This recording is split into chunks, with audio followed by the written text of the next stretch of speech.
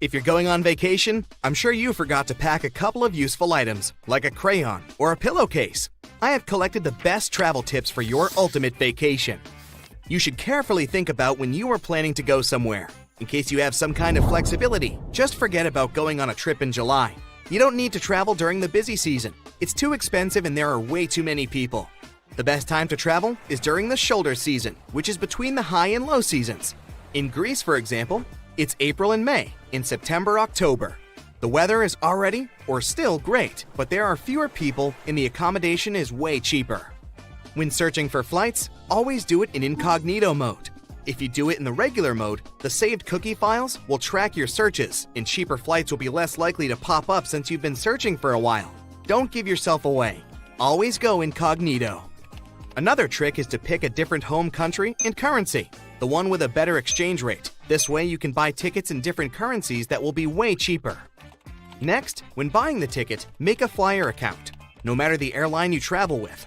Airlines gift you miles, and when enough, you can get a free flight. Even if you travel with different airlines, there is no need to miss out on an opportunity.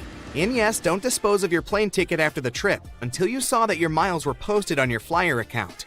Also, if you ever need to cancel a non-refundable ticket, just don't cancel it and don't show up. In case something happens and the flight gets canceled, you will get your money back because no one knew you weren't going to fly anyways. As for picking the seats, if you fly with someone, don't pick the seats next to each other. Keep the middle seat between you, and there will be a higher probability that it won't be booked unless the plane is full. If you're lucky, you'll have 3 seats for the 2 of you. But if you end up getting a neighbor, you can just ask them to switch seats with you so that one of you can sit next to each other with whoever you're traveling with. Most people will be happy to switch. If you have a long layover, use it to your advantage. 6 hours layovers aren't cool. Too long to chill in the airport, but too short to get out. In this case, better opt for longer layovers and use them to explore the city before your next flight. If you're booking a hotel, always join their loyalty program. Just like with plane tickets, it won't hurt, but you will still be treated like a special guest. Also, when checking in, ask for an opportunity for an upgrade. You can get a better room for the same price, and always make sure to let the hotel know if there's any special occasion. Like a honeymoon, anniversary, birthday, or anything. You'll probably end up with some nice perks from the hotel staff. Even though websites for hotel search are cool to use, once you pick the hotel, just call them directly for booking. Websites take fees for posting offers, so everything that appears there will be more expensive. Call the hotel directly to book a room, and you'll get it for cheaper. But don't feel limited by hotels. Airbnbs are a great option, and often you can get luxurious places for cheap. Also, if you don't mind hostels, they can be fun too. You can meet and befriend travelers from other countries. And maybe you can even stay at their place if you ever go to their country. Now off to packing. First off, always make a packing checklist and keep it on your phone. It's hard to remember everything you need right away, so put together the list in a couple of days and add another item as soon as you remember it. This way, you don't forget anything important when packing. To fit more stuff in your suitcase, roll your clothes. This way, they take way less space. Roll all the shampoos and other things that can spill over in a shower cap. This way, even if something explodes, everything inside will still be protected. Also, use packing cubes. They help to organize everything and save a lot of space. Learn to organize your stuff efficiently. A tic-tac box can be a good storage for bobby pins, and they'll all be in place. Use a carbine to keep all hair ties together. Have you packed a pillowcase? You should. It doesn't take much space, but in case you get uncomfortable when traveling, you can just stock the pillowcase with some clothes. Voila! You got yourself a pillow. Also, put a dryer sheet inside your suitcase. This way your clothes will smell nice, even on long trips. Don't forget to make a copy of your passport and carry it in your wallet just in case. And you can also have a scanned copy of it on the cloud. Another good item to keep is a power bank. Those outlets in airports and airplanes don't always work. Also, get a crayon. It'll be handy if you need to write something down. Pens don't work well in planes because of the air pressure, and pencils break. A crayon will always be there for you. Also, a clothespin is another little thing you might want to have. You know when you arrive and want to keep your toothbrush from touching any counters? If you attach the pin to it, it can serve as a stand. Another little but useful thing is a bread clip. Those serve so many purposes. You can use it as a bookmark, attach it to the end of the tape roll, or keep in place your rolled cords in. But most importantly, They are a must for your flip-flops. The V-shaped part often comes out through it. To avoid it, just slip the bread clip underneath the bottom. It'll serve as a plug stopper, and your flip-flops will last. What to wear? Of course, comfort is the first priority. Sweatpants and leggings are way more comfortable than jeans. A comfy jacket will ensure you don't get cold. A fringed scarf is nice to have too. They're fancy and they turn into a cover. Also, make sure you're wearing compression socks. They will spare you from feeling swollen during the trip. Another important part of your outfit could be noise-canceling headphones. They will be a game changer if there happens to be a screaming little human on the plane. And an ultimate trick, mark your luggage as fragile, even if there's nothing fragile in there. This way, it'll be treated better and your luggage will come out in the first batch after the flight. Most people either sleep or surf their phones while traveling, but some travelers can even play board games. But if you need to roll a dice, here comes a problem. If you roll it not carefully enough, you might end up either losing it or crawling under the seats looking for it, which is inconvenient. Just keep the dice in a little transparent plastic container, then shake the container and see what you got. To find cool places to visit, go on social media, check out photos and videos people post from your location, and go to any place that caught your attention. Pickpockets are definitely a thing, but there is a trick. Just make your valuables less attractive to them. Do you have an expensive camera? Put some tape on it as if you fixed it, and the pickpockets will think that it's broken. Do the same with your phone and laptops and whatever else you don't want to be stolen. Have you ever ended up with a bunch of foreign coins after your trip that are totally useless? Some coins and bills are cool to keep from trips as souvenirs, but too much is too bothersome. To avoid it, just donate your leftover coins before you leave the country. A good deed and also less weight in your pockets on your way home. Are the letters SSSS on your boarding pass a reason to worry? What's much more dangerous than turbulence? Should you really be the first to board the plane? You're about to figure it out. You might have noticed that most planes have blue seats. There's no mystery here. Airlines opt for this color because it's considered to have a calming effect. This color supposedly puts passengers at ease and helps even the most nervous flyers to relax. But there's also another, more practical reason. Stains, dirt, and scrapes are less visible on dark blue fabric. Never throw your boarding pass away in a public place. It contains tons of your sensitive information, including your name and frequent flyer number. This, in turn, may allow someone else to check your future bookings, change your seat, or even cancel your flights. So the best way to deal with the boarding pass for a flight you've already boarded is to take it home and feed it through a paper shredder. By the way, if you ever see the letters SSSS or S on your boarding pass, get ready for additional security checks. Instead of these letters, there may be a checkerboard pattern. Anyway, if you have any of these marks, your carry-on luggage can also undergo a thorough inspection. Why might they choose you for secondary screening? Some of the criteria are making a one-way reservation or paying cash for your ticket. In some cases, the selection is absolutely random. Look, your gate is open and the boarding is started. Wait, where are you running? There's no need to hurry.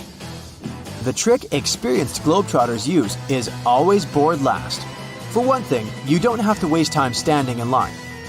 Then, there are fewer people on the jetway and in the aisle, and you spend less time on the plane. No one is going to take your seat anyway. There's one exception though. If you have a bulky carry-on bag, it may make more sense not to board last. Otherwise, the chances are high that all the overhead bin space will be occupied by the time you reach your seat. And then your bag may end up in another part of the plane, and you'll have to wait till the other passengers disembark before you get to your luggage. Duh! Before takeoff and landing, flight attendants usually flip a small switch on the bathroom door. This prevents it from flying open when it's not supposed to. With the same ease, a flight attendant can open the door when someone is inside. Look, they only need to lift the lavatory sign and move the knob into the unlocked position. Pilots don't worry about turbulence. That's because they know that there is a thing way more dangerous than any turbulence. It's an updraft. In most cases, turbulence only drops you a couple of feet down, even though it might feel as if you're falling from the top of the Empire State Building. If the turbulence is strong enough for the pilots to ask flight attendants to sit down, the plane can go 10 to 20 feet down. The most extreme white-knuckle turbulence is super rare. But an updraft is a big air mass, part of a storm or some other weather phenomenon, moving upwards. Pilots don't see updrafts on their radars at night, and when a plane hits one, it feels like driving over a huge speed bump at 500 miles per hour.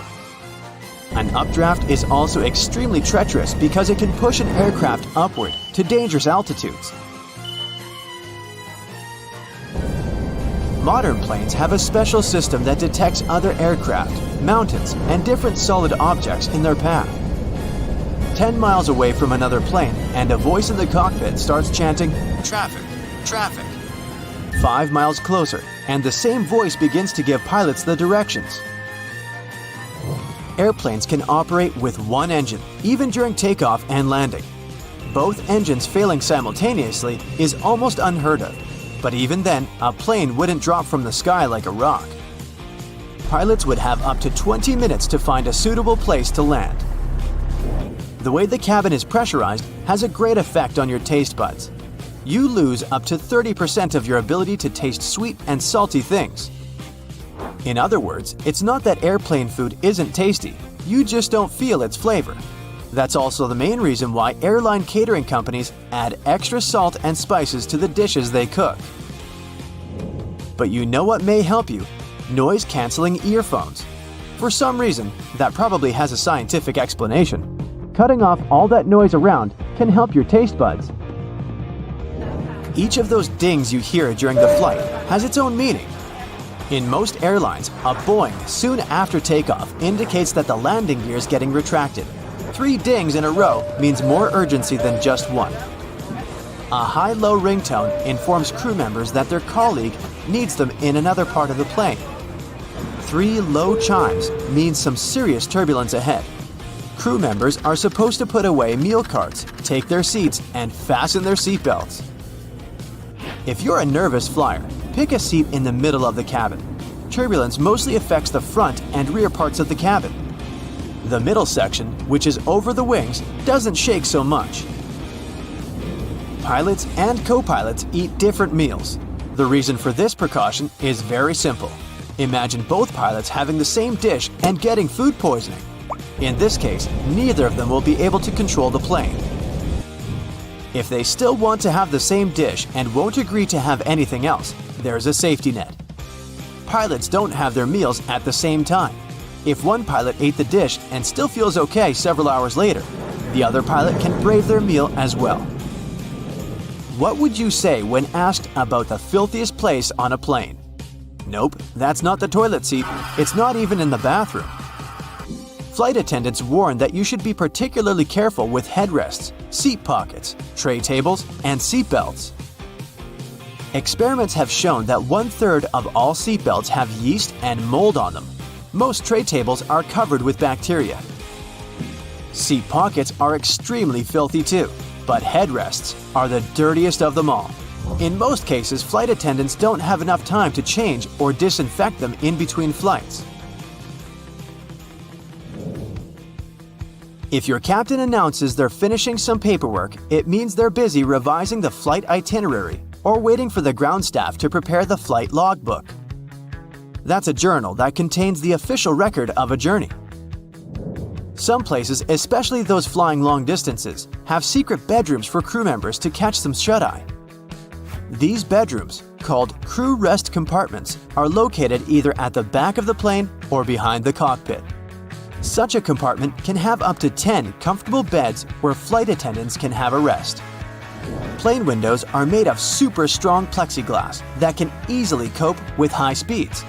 And the window panes are shaped in a special way so that the high pressure inside the cabin pushes them against the aircraft body. In other words, plane windows are very unlikely to get broken.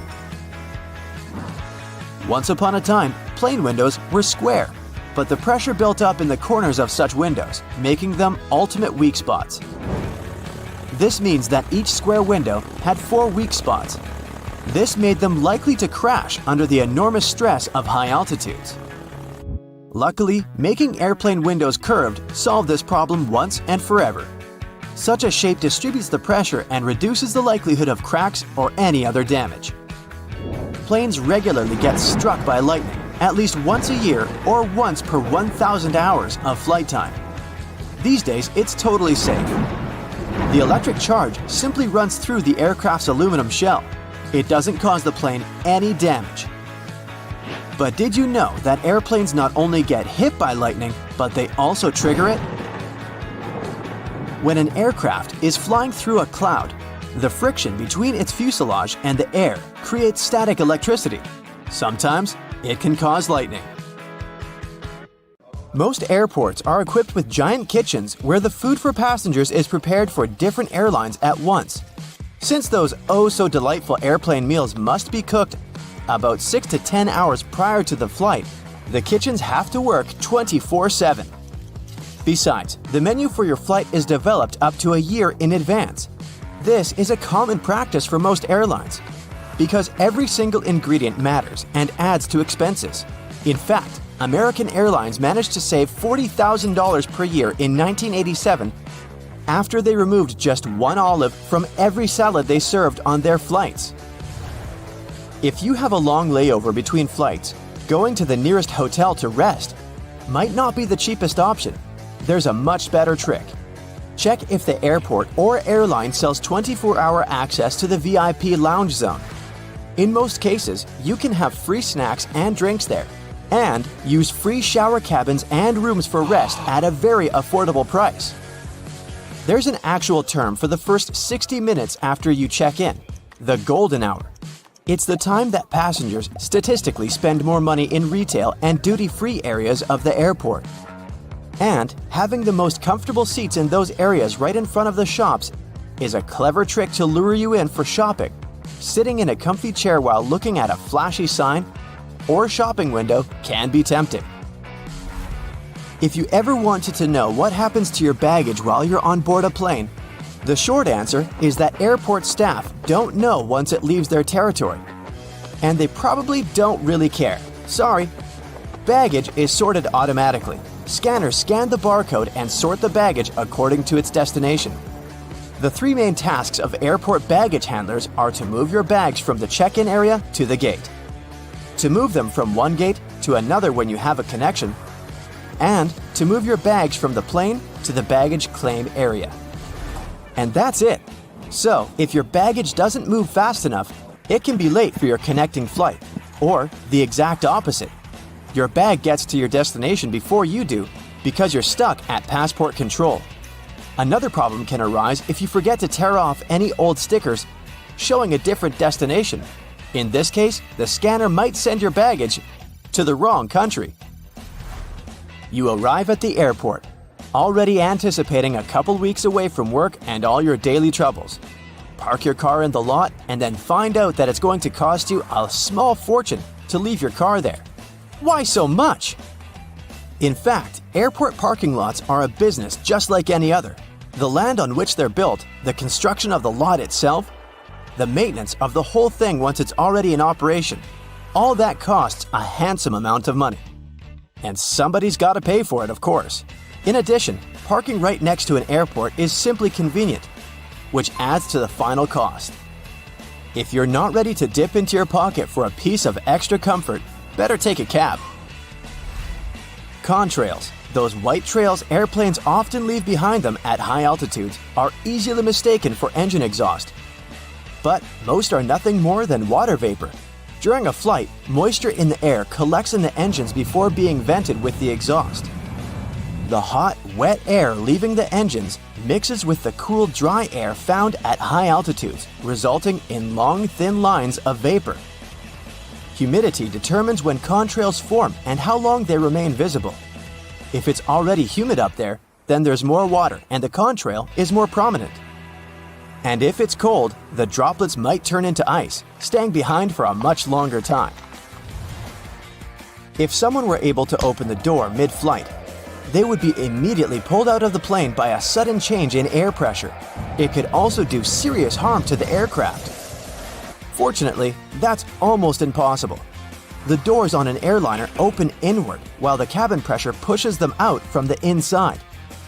The difference between internal and external pressure makes it impossible for the door to open. It might seem odd that the flight crew cares whether your window shades are up or down. The main reason is so that the passenger's eyes can adjust to the outside light. Mostly, it's just a matter of getting people on and off quickly. But in an emergency, the last thing they want is people stopping to blink before they evacuate the plane. Another reason for all the shades to stay up when the airplane is about to take off or land is for the ground crew to see if there's any trouble on board. For example, if there's a fire in the cabin, the ground crew will immediately notice it and act accordingly. If the shades are down, they might lose precious time they would need to rescue the passengers and the airplane crew. Ever notice the numbers on the end of the runway? They're actually used to show the pilot which direction the plane is facing. For example, the number 36 is short for a heading of 360 degrees, or due north. Along with numbers, the letters R and L indicate if the nearest runway is to the right or left. Every commercial airplane you've been on has only one wing. That's right, the left and right wings are actually two parts of a single wing. The first airplanes were called biplanes because they had two wings, one on the top and the other going through the bottom of the fuselage. They were connected with struts and wires, which made a kind of box that basically allowed the aircraft not to fall apart in the air. It was necessary at lower speeds that early planes could only muster. But as the engines increased in power, the second wing became redundant. The single wing still serves as a support for the whole structure though. Looking out the window on the plane's wing, you can see a small yellow double hook on it. It seems strange since it might mess with aerodynamics, but it's there for your safety. In case of an emergency landing, these hooks are used to secure ropes that help passengers exit the plane via the wings. If they're slippery, the rope will help you keep your footing and not fall over while going down. There are several extremely fast streams of air high up in the atmosphere of our planet. Their paths are meandering, but they have a more or less constant flow, allowing passenger aircraft to use them.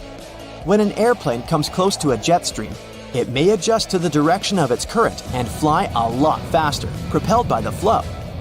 Many airlines use this to their advantage to cut the fuel costs and make air traveling even faster. Clouds, especially thunderheads, can indicate that an area of turbulence is ahead. But sometimes, clear air turbulence occurs when a plane can drop a few feet and start shaking without any warning. It happens when two bodies of air clash at very high speeds. And it's absolutely invisible, so the pilots can't tell when it would happen. The chances of getting into an area of clear air turbulence are higher at low altitudes, over mountain ranges, and near the jet streams. Normally, after it's hit by lightning, an airplane is sent for inspection right after landing, but it can still safely complete its current flight. The fuselage conducts electricity well enough, and like with a lightning rod, the zap will most probably strike one of the tips of the airplane, either one of the wings or the nose. Then it seeks the ground, but doesn't find it, exiting from the tail in the end. It's easier for electricity to roll through the surface of the plane than go inside, so people on board are safe from its effects. Still, lightning is powerful, and there can be some damage done to the airplane on the outside. Ah yes, everyone loves a holiday. But figuring out what to pack in your luggage can be a daunting task, especially when you're limited on weight and baggage space. Not to mention, you're likely to do some holiday shopping on your adventure away from home. So, you're gonna need extra space on your return for all those souvenirs you've collected. Accumulating too much weight or bulk can end up costing you a handsome fee with the airline if you're not properly prepared. But you can now relax. You just focus on booking your vacation. We'll take care of your luggage with these handy traveling tips. No doubt your clothes are going to take up the bulk of your luggage. Considering most airline standards permit one bag for most local trips and up to 2 bags for longer distances, that doesn't grant you a whole lot of space if you plan on being fashionable on your getaway, especially in the winter. However, this doesn't mean you have to turn your undergarments inside out for repeated use. The key here is to be clever with how you pack. Firstly, you might want to consider how you're folding your clothes. The most space-efficient method to store your wardrobe in a suitcase for travel is to roll up each item. Think of your clothes like those sleeping bags you used to take on your camping trips. They always seem too thick for their compacted covers, but with perseverance, you could roll it up tight enough to fit inside. Now, you don't need to wrestle with your clothes quite as much, but the same principle here applies. Start by folding your shirts, pants, and whatever else you plan on packing neatly, similar to how you might find them on a clothing store shelf. Then, when you have them in a relatively rectangular or squared-off shape, roll them up tightly. Now that you have your little clothes logs, start packing them into your bag. And behold, extra space! Now, here's something we've all experienced arriving at our holiday destination. We drop our suitcase on the hotel bed, open it up, only to find all our clothes unfurled and scattered like a tornado stormed through our bag. Your luggage has had a rough journey from your home to your holiday destination. It's been dragged through airport terminals, tossed around by baggage handlers, and rocked back and forth during in-flight turbulence. A simple stationary item, rubber bands, will help you keep your clothes neat. Now that you've got them rolled up, place a couple of rubber bands around them to keep them from unfurling. This is an especially neat trick if you want to roll an outfit together as one. Maybe you've got head-to-toe denim that you can't wait to rock on your getaway. Fold up your clothes as before, then layer the different items of your ideal outfit atop each other. Roll them up as one, then use the rubber bands to keep them together. You can preemptively decide your day-to-day outfits before you even board the plane. However, you may still prefer to fold your clothes, especially business or formal shirts and pants. Lucky for you, we have a handy trick for that too. Instead of folding each item individually, we're going to lay it out all on top of each other. Start with your shirts and tops, alternating with one on top and one on the bottom, keeping the necks of your shirts at the center. Work your way down to your pants and smaller items until they're all laid out flat. Try to keep your pants in the middle. Finally, start folding your items in on themselves, with the shirts creating the outer layer until you end up with a neat bundle, like a present. You should be able to sit your bundle squarely into your bag. Want to save even more luggage space? Instead of putting your undergarments and socks into their own section, try fitting them into available spaces and gaps within the rest of your luggage. If you plan on taking a cap with you, for instance, the inside of your headwear is a great space to store your socks. This applies to other small luggage items too, such as phone chargers and ties. Though keep in mind that you can also lay your ties and belts out flat across the clothes in your luggage to conserve space. And if you're really limited on baggage size, say all you have is a carry-on for a fortnight-long trip, here's another method. Get yourself some compression bags to store your clothes in. These bags will compact multiple sets of clothes into the size of a small laptop bag. Fold up the clothes you intend to pack and store them into the compression bag. You should be able to fit 8 to 10 standard clothes items or a few bulky ones. Once you've filled the bag, seal it and squeeze the air out through the built-in one-way pressure valve. The easiest way to do this is either by rolling it, and you should be pretty good at rolling your clothes by now, or by using your knees to apply pressure. You should be able to fit 2 to 4 of these compression bags in your standard carry-on suitcase, which is especially helpful if you want to save money by avoiding checked-in luggage. And you can take even more clothes on board with you if you stick them into a pillowcase. The best thing about this tip is that it also doubles as a comfy pillow for you to rest your head on during the flight. If you do have a bit more space to spare, another great way to keep your stuff organized is with packing cubes. It might not be as space efficient as compression bags, but a lot of travelers prefer them for tidier and well-organized packing. You might like to divide them by outfits or clothes types, such as one for pants and one for tops. You can easily purchase packing cubes from most online retail services and travel and camping stores. There are also packing cubes specially designed for one or more pairs of shoes. This is a great way to compact the space your shoes would otherwise take up in your luggage, and to keep your clean clothes from coming into contact with your footwear. Nobody wants their tops to smell like feet, right? If you're still struggling to bring all your items with you inside your suitcase, there are a couple more tricks that you can use for that extra bit of weight without the extra cost. the most obvious of which is to use your own body. That's right, time to layer up. Pick out all your bulky items and wear as many as you can manage. You can try wearing some shorts under your pants or several layers of your winter wear, such as your sweater, jacket, and coat, all over the top of one another. You might be sweating a little, but most airports and planes are well air-conditioned. You can always shed some layers once you've boarded your flight. At least you'll have some warm wear to snuggle up in if you do get cold up there in the clouds. If you don't want to wear all those layers, there's actually another type of bag you can carry on the plane with you, free of charge. Get yourself a duty-free bag from any of the duty-free stores in the airport. You can even hang on to it for next time. Store all your extra items in your duty-free bag and carry it onto your flight at no additional cost. It's also worth considering what type of luggage you're using. More importantly, how much it weighs. A lot of people forget that the standard 15 pounds permitted by most airlines includes the actual weight of their suitcase. The bag itself can often weigh up to 4 to 6 pounds. That's a huge chunk of your weight in the bag alone. So, when you're shopping for your luggage, take into account how much it weighs. Choosing a lighter bag will give you more space for the items you want to take with you. Stick to some of these handy tips and you'll be on your way with no shortage of luggage and some extra money to spend on your vacation. Happy flying! Many airports have carpets at their gate areas. This nicety usually comes with a few other perks: lower ceilings, comfortable seats, and pleasant natural lighting. All this costs more for airports, and carpets are not so easy to clean as hard floors are, but they create a cozy feeling for passengers waiting for their flight, making them more relaxed. Still, it isn't a gesture of goodwill on the part of airports. According to social research, calm passengers are about 7 to 10% more likely to go window shopping and actually buy something in the lounge area or duty-free zone. So, by investing in the passenger's comfort, airports actually increase their own income.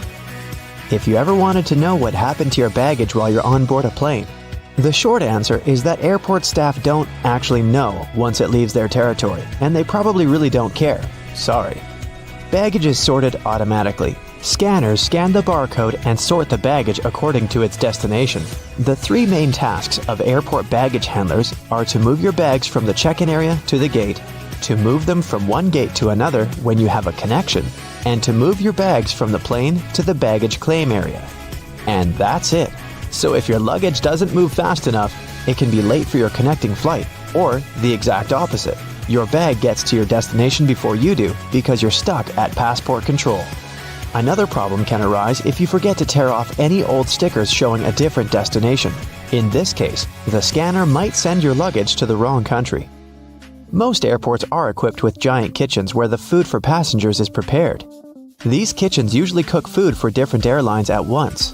And since that oh-so-delightful airplane food must be cooked for about 6 to 10 hours in advance, these kitchens have to work 24/7.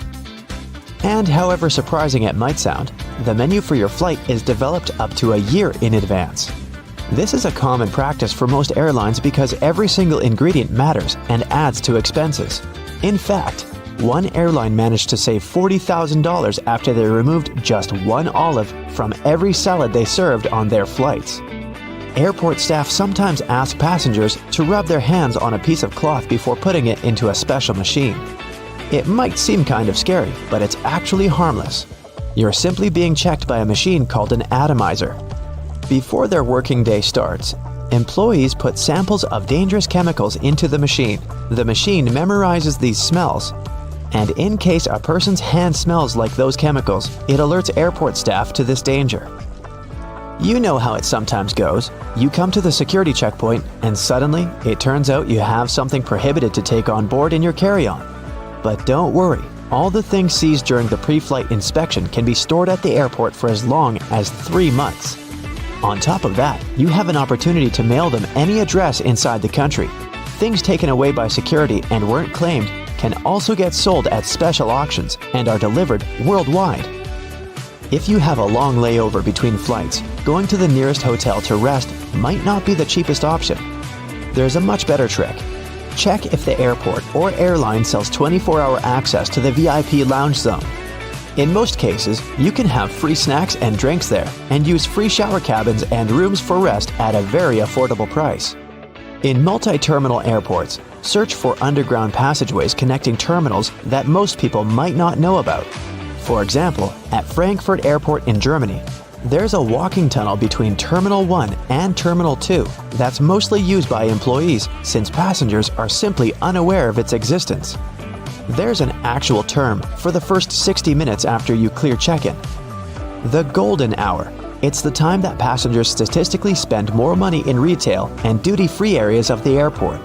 And having the most comfortable seats in those areas right in front of the shops is a clever trick to lure you in for shopping. Let's admit, sitting in front of a comfy chair while looking at a flashy sign or shopping window can be tempting, and that's exactly what the airports want you to feel. If your flight is overbooked and you can't fly at the designated time, don't hurry to accept the first voucher you're offered as an apology. Normally, airlines keep raising the stakes until they have enough volunteers to give up their flight seats. And if they don't, and you've been bumped involuntarily, you can insist on a cash refund instead. Depending on your ticket price and the time of your delay, you might be entitled to as much as $1,300. Most airports have specific experts called profilers. These people practice what's called SPOT, or the screening passengers by observation technique. They carefully analyze facial expressions, gestures, and behavior in order to detect suspicious people. Their job is to notice the nonverbal signs of anxiety, such as people licking their lips, itching, or looking around a lot. If a profiler notices a person acting in a weird or off way, they can invite them for an inspection, where they can talk to a person to find out more about them. Profilers work in both the main halls and in passport control. The typical question they ask is, "What's the purpose of your visit?" Then they check the person's reaction to this inquiry. No matter how reserved a passenger is, if they have something to hide, TSA officers will find out, thanks to the tiniest cues in people's behavior. Before your luggage even gets on the plane, it goes through 5 security levels, and one of them, besides scanning the contents, includes being checked by a special dog that can sniff out dangerous chemicals. It's a well-known fact that a dog's nose is much stronger than that of any human. In fact, dogs distinguish smells from 10,000 to 100,000 times better than people do. No wonder airports take advantage of this super sense for security and regularly use these sniffer dogs to detect suspicious substances. What's really cool is that you can't even distinguish a detection dog from its civilian siblings. Unlike police dogs, the ones working at airports aren't trained to frighten or intimidate people. The most popular sniffer breeds are golden retrievers, labs, and German short-haired pointers. Charging your phone at a specifically designated spot can look convenient, but it's not really safe. If the charging station only allows you to plug in your cord, you might get malware installed on your phone with you none the wiser. The only safe way to charge your phone or tablet is to find an electric socket and use it with your own charger. Same goes for free airport Wi-Fi, apart from the airports requiring you to authenticate yourself more often than not. Someone can easily access your data while you're using an unprotected Wi-Fi hotspot. It's safer to use your mobile data, but if you absolutely have to use the airport's Wi-Fi, best clear or encrypt all your important data on your device.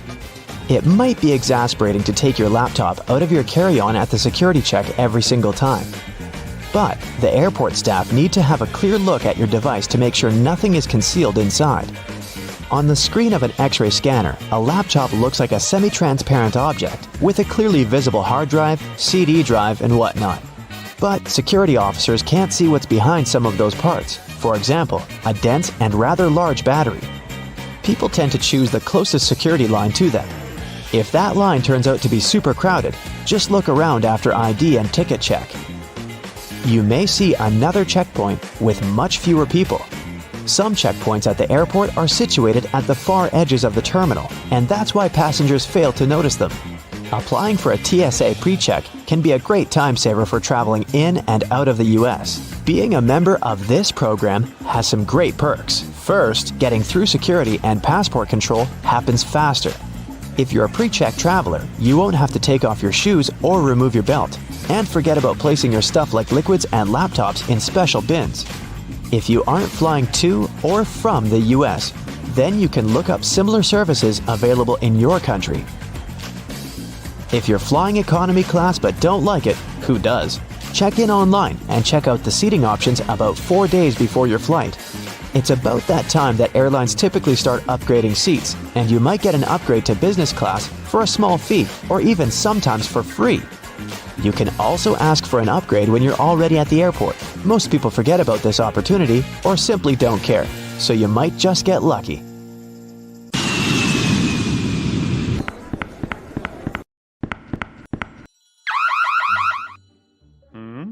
Hey, you've got the wrong person. I'm just a manager going back home from my annual vacation in Europe. The TSA agent pulls out a massive chunk of delicious French cheese from your hand luggage. Turns out, you can only grab really small amounts of soft cheese on board, since it's considered to be liquid. Fun fact, you can bring a cheese grater on board without any problems, but you can grate no more than 3.4 ounces. That's the maximum cheese amount. Wait, you can't grate it. Cheese should be safely sealed in a plastic bag. Good news, hard cheese is fine to travel with. Okay, they took your cheese. A large bottle of water, you're bad. Some cream tubes and other fancy souvenirs. Look at that fine Swiss knife you grabbed in Geneva. It now risks ending up in an auction. If you're lucky enough, the airport might provide a shipping service to get your precious souvenirs and even cheese, if it doesn't go bad, to your home for a fee. Still, not all the airports do this. So, some of the banned items will go to an auction to raise money. The confiscated items are usually sold in bulks, so it's going to be pretty hard to find the ones that you had to leave behind. Some other objects with more specific purposes are donated to different organizations. Pepper spray, for instance, would go to a police training academy. As for cheese, prohibited exotic fruits, and other food and water, well, they usually just get disposed of. Some items, especially really bad and dangerous ones, may be simply melted or destroyed. Magic 8 balls pose no danger, but they have to be checked in luggage. The problem is the liquid inside them. Yeah, it might be less than 3.4 ounces, but let's face it, it's hard to count the exact amount. Ask your ball if you can take it on board. It's likely to give you a "don't count on it" answer. Relieving gel insoles are a bit disturbing on board. The problem is the same. It's impossible to count the exact amount of liquid. So, no gel insoles, and no gel candles either. Perfume and nail polish are kind of forbidden too. It's not only about liquid on-board restrictions, but also about etiquette rules. Some passengers may simply be allergic to their smell. Plus, they're flammable. As for nail polish removers, opt for an acetone-free version, since acetone is a no-go for hand luggage. Anyway, you can grab a bottle of perfume as long as it's not too large and you don't use it on board. It would be a pity to leave a whole bottle in the trash bin before boarding. Still, you can sneak in the plane with more than 3.4 ounces of your favorite cream, claiming it's some medicine that you really need. But you do need to notify the airport beforehand. A bit weird, but it works. Sometimes. In case you need to check your body temperature on board, make sure your thermometer is electronic. Mercury ones are strictly forbidden. Who's going to pick up all the mercury balls if you accidentally drop it? Bowling pins are a no-go for hand luggage. Seems like the aircrew doesn't want anyone to have fun and play bowling in the aisles during a long and boring flight. No, it's all about our safety. They just think bowling pins might hurt someone. No sports equipment is allowed, be it a fencing foil, a bat, or even darts. Darts are sharp, and no sharp objects are allowed on board. Such items should travel in check-in luggage, unless you want them to end up in an auction. If you're into handmade things, and a transatlantic flight gives you enough time to knit a scarf or a pair of socks, opt for plastic or wooden knitting needles and wrap them carefully so as not to cause any damage. Those made of metal will probably be disposed of by melting, and they don't deserve such a fate. Snow globes, as with any other object containing liquid inside, aren't allowed through security. If your snow globe is as small as a tennis ball, you may be lucky to have it allowed, but it's better to play it safe and check the snow globe in. Liquid bleach is definitely a weird object for hand luggage, even if you're traveling in a white shirt. First, it's not allowed on board because it's highly flammable. Second, a brand new white shirt doesn't seem to be the right choice for a flight. Coffee and turbulence just don't mix. Third, the bathroom on board is far too small for laundering. If you're a hairdresser on a business trip, you'll probably have to invest a bit more when booking your flight. No hair bleach is allowed on board. Scissors aren't welcome either, unless their blades are 4 inches or shorter. By the way, scissors that aren't allowed to fly are often donated to schools, which is a good alternative to disposing them. Bad news for hairdressers again. Due to a gas cartridge that's filled with butane, cordless curling irons aren't allowed on board. Good news, electric curling irons are completely fine and safe. If you're an artist, you must have already struggled with security rules. You don't want your paint to get frozen or ruined in the luggage section, so you'll surely want to bring it on board. Security may be okay with your oil paints as long as they're under 3.4 ounces, but there's no way you can grab your extremely flammable turpentine. Now, in case you don't enjoy food on a plane and failed to order a meal on board beforehand, you can take any pan or pot on board and cook it yourself. No, you can't cook, and you can't grab a cast iron pan either. They're quite heavy. That's why they're likely to be dangerous. If a TSA agent confiscates it, it won't end up being donated to a local kitchen. It'll probably be melted. If you want to have some fresh smoothies while flying with fresh fruit that are allowed on board, like an apple or a banana, bad news for you. Blenders are allowed only in case you remove the blades, so technically it's not a blender anymore. Hey, here's when you need that cheese grater. English Christmas crackers can make a wonderful atmosphere of joy and happiness during Christmas holidays, but it brings nothing but a mess on board. It makes a cracking sound when pulled, which can frighten other passengers. They are not allowed in checked bags, just like party poppers and sparklers. High heels and thick soles aren't prohibited, but they do cause some problems. If you're wearing one of these, you may be asked to take them off to have them scanned. Sure, there are some plastic shoe covers, but these airport floors are swarming with germs. Wedding dresses are a bit of a problem too. Some dresses just don't fit in the X-ray machine, so they might need to be double-checked. All the fans of camping, beware. You probably want to check in a lot of luggage required for your trip, so make sure you check in the tent pegs too. Though, if you travel light with a carry-on backpack only, you'll probably need to buy some when you reach your destination. Since they're sharp objects, tent pegs are not allowed on board.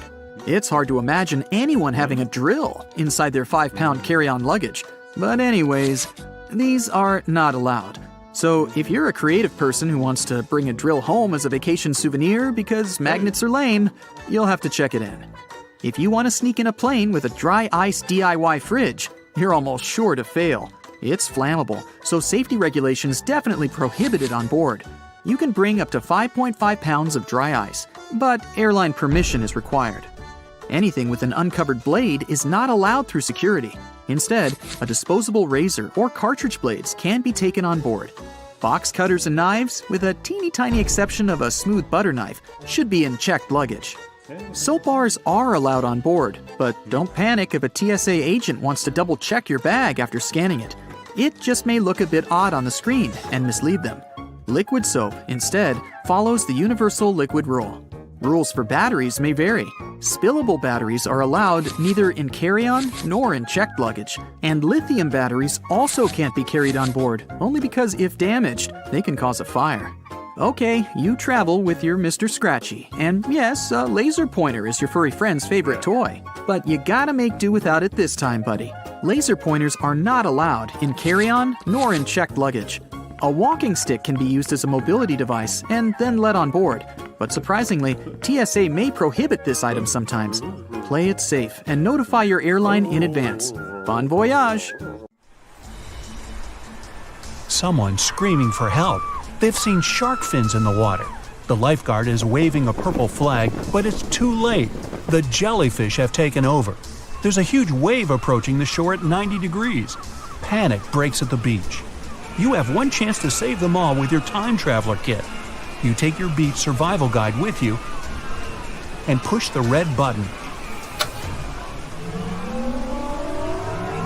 Voila! You made it to the beach 1 hour before things went wrong.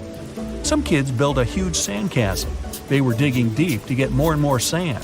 That pit they made right by the water can turn into a sinkhole. It doesn't fill completely, so someone can twist an ankle if they step in there.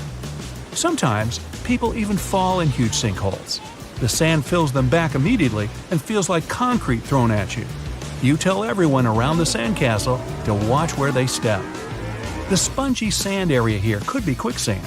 It forms near riverbanks, marshes, and beaches, and is 70% water. It seems solid, so you check it with a stick and step on it lightly. It holds the weight. If someone doesn't know how to handle it, they might sink down to the waist. The secret for getting out is to stay calm and slowly wiggle your legs out lying on your back. You mark the area with 4 sticks for those who don't know the rules. You notice a wave quickly moving at a right angle to the shore. Beach Survival Guide says it's a rip current. They can form in any part of the world. You tell everyone to stay out of the water until it's gone. Rip current corridors are usually narrow and not dangerous, but they can get long and wide as a bowling lane. This beast can pull you in the water even from the shore. If you get caught in a rip current, try to stay calm to save energy and come up with a good plan. Don't try to fight the current, it'll always win. Swim parallel to the shore until you're out of it. If that doesn't work, try to scream for help or wave a hand. If you're trying to save someone out of a rip current, throw them something that floats. If you go in the water to save them, both of you might need help. An older couple must want some quiet, so they swim closer to the pier away from the crowd. You get in the water to warn them it's a bad idea. Most rip currents form close to piers, jetties, and other structures in the water. But even a small current can carry you right into that stone construction. You spot a group of divers. They're carrying underwater cameras to take pictures of marine life. You tell them to watch out for flower urchins. They look like beautiful corals, but in fact have poisonous spines to scare away their predators. These spines are also dangerous for humans. If you step on any sea urchin, it feels like stepping on nails or glass. Some sea urchins also have venomous bites. Some sea snakes have more venom than cobras. They use it to paralyze fish, but will never attack humans first. Sometimes the tide washes them out of the water. They will pretend to be lifeless, but can still bite out of reflex. This bite can give you some nasty symptoms.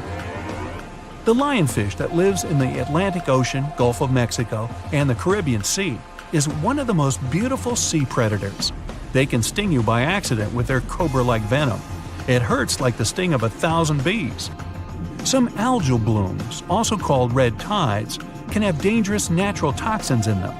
If you spot black, white, green, brown, purple, or red algae that looks like cottage cheese, thick soup, or a film on the water, keep your head and especially mouth and nose away from it. Also, take a shower after you get out of the water to be safe. Someone's shouting there's a stinging jellyfish in the water. You talk to the lifeguard to put up the purple flag. It's an international sign there are dangerous ocean animals nearby, mostly jellyfish. Some of them are harmless. Others, like box jellyfish, grow about the height of a human and are super dangerous. Lion's mane jellyfish loves colder water of the Pacific and Atlantic Oceans and grows the size of a blue whale if you measure it with tentacles. It uses them to hunt. You take a loudspeaker and inform everyone what the purple flag means.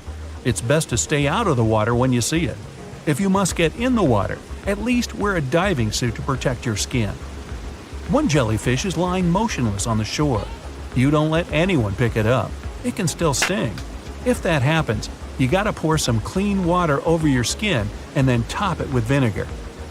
The heat becomes unbearable, and one family is looking for some shadow under the coconut tree. You tell them to find a different spot. A coconut is falling off the height of its tree at a crazy speed. Luckily, they moved the towel right before it happened. While the family is looking for a new spot to park their towel, you remind them to drink plenty of water. It can save you from a heat stroke. They take more lives every year than floods, lightning, hurricane, and tornadoes combined. Plain water is the best drink choice for the beach to avoid having one. A sweet old lady takes out some bread to feed the seagulls. You run up to her and take the bread to protect her. When you hand bread to seagulls aloft, they can strike you. They can also hurt you with their bills or wings by accident as they fly by. If you feed them, they can follow you and raid your bags for more food if you don't give it to them. So the best you can do is throw all food remnants in trash cans with lids to keep the birds at bay. Two guys are watching a YouTube video about cross sea. It's a rare thing for most parts of the world and only happens regularly near one French island. When underwater current makes the water go one way and the wind sends it another, the waves run in squares, like a chessboard in the sea. Cross seas are super dangerous for swimmers and can even turn over a large boat. They form rip currents and powerful waves. The best you can do if you see it is stay out of the water. A huge wall of foam is moving towards you. It's a shore break. Named so because it breaks directly on the sand or in shallow water with full force. If you get in its way, you might get seriously hurt. During shore breaks, water seems deeper than it really is, so when you dive in without checking the depth, you can injure yourself even more. Sometimes these shore breaks get so big and powerful, they can drop people to the ground and carry them into the sea. If that happens and you start freezing in the water, don't try to swim too quickly to keep yourself warm. Relax your arms, control your breathing, and move your limbs as little as possible. Take the fetal position. It's like sitting in the water and hugging your knees. Try to keep some part of your body above the water to save heat. Your body temperature can also drop if you've been in the water for too long. Count to 10 and then back to 1. If you can't do it many times over and over, get out of the water immediately. Otherwise, you could pass out in the water. When you get back to the safe shore, warm yourself up with towels, layers of clothing, and a hat. It's getting dark and you tell everyone to move out of the water. You only have one chance in 4 million to meet a shark at the beach, but it's more likely to happen at or after sunset and before sunrise. Sharks are most active at these times. You also have a better chance to spot it from the distance when it's bright and the sea is calm. You hear thunder roar somewhere in the distance. When that happens at the beach, it means you're already in lightning danger zone. The large open space of the beach and the water is one of the worst places to live through a storm. Everyone's packing and leaving for safety. Have you ever noticed that one of the flight attendants hides their hands behind their back when you enter the plane? Are they crossing their fingers for a safe takeoff? Nah. At this moment, they're counting the passengers as they board. They have a special little counter for this. There are lots of stories about how bad airplane food is. In fact, it's not that bad. It's your sense of taste that's on the fritz because of the dry air.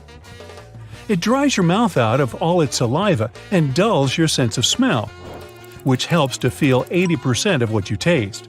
So, airline companies add more spices into the food so you can feel the taste.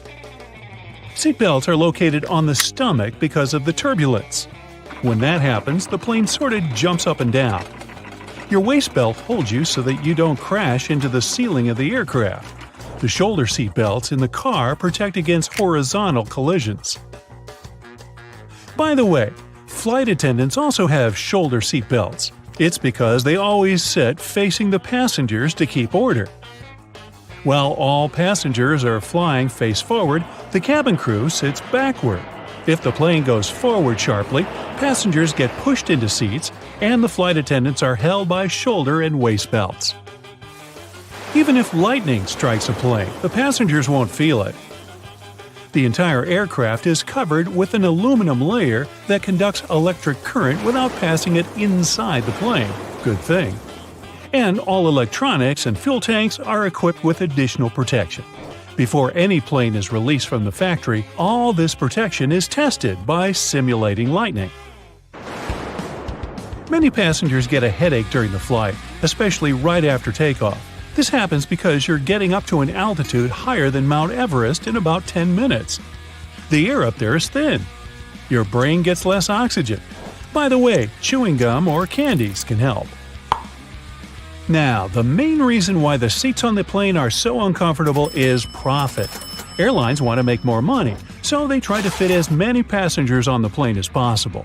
Because of this, there's so little space between the seats. 2 additional rows in the cabin provide 12 new passengers. Also, companies make airplane seats lighter to spend less fuel. Seats become smaller and less comfortable. You can feel cold inside a plane, but when the plane is flying at high altitudes, the conditions resemble those in the Sahara Desert. It's all because of very low humidity. Every hour of flight, your body loses a lot of liquid. Stay hydrated, but only choose bottled water. Many companies don't show movies because they can make passengers too sad or emotional.